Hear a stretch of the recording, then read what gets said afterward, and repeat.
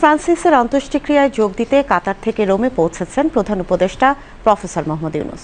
দোহা থেকে সকাল ৯টা ২৫ রওনা হয়ে স্থানীয় সময় দুপুরে রোমে পৌঁছান প্রধান উপদেষ্টা। কাতারের রাষ্ট্রীয় চিফ অব প্রোটোকল ইব্রাহিম বিন ইউসুফ আবদুল্লাহ ফাখরু প্রধান উপদেষ্টা প্রফেসর মোহাম্মদ ইউনূসকে বিদায় জানান।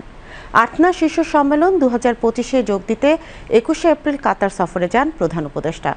পোপ ফ্রান্সিসের মরদেহের প্রতি শ্রদ্ধা জানাতে সেন্ট পিটার স্কোয়ার পরিদর্শন করবেন প্রধান উপদেষ্টা।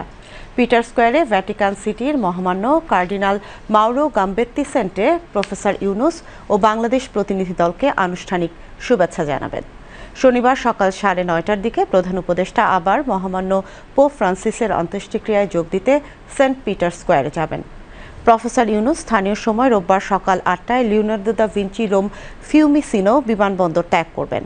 সোমবার ভোরে তার দেশে পৌঁছানোর কথা রয়েছে।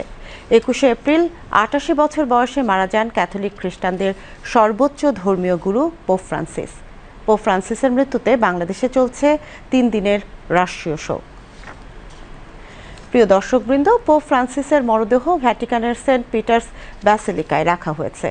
শোকাহত মানুষ ধীরে ধীরে পোপের কফিনের পাশ দিয়ে হেঁটে যাচ্ছেন, শ্রদ্ধা জানাচ্ছেন পোপের প্রতি। শনিবার শেষকৃত্য পর্যন্ত পোপের মরদেহ সেখানেই রাখা হবে। পোপ ফ্রান্সিসের শেষকৃত্য আগামীকাল স্থানীয় সময় সকাল 10টায় শুরু হবে। পূর্বসূরীদের তুলনায় অনেক সাধারণ আয়োজন থাকবে পোপ ফ্রান্সিসের শেষকৃত্য অনুষ্ঠানে। এখন আমরা আপনাদের সরাসরি ভ্যাটিকানে নিয়ে যাচ্ছি, সেখানে শ্রদ্ধা নিবেদন ও শেষকৃত্যের প্রস্তুতি চলছে।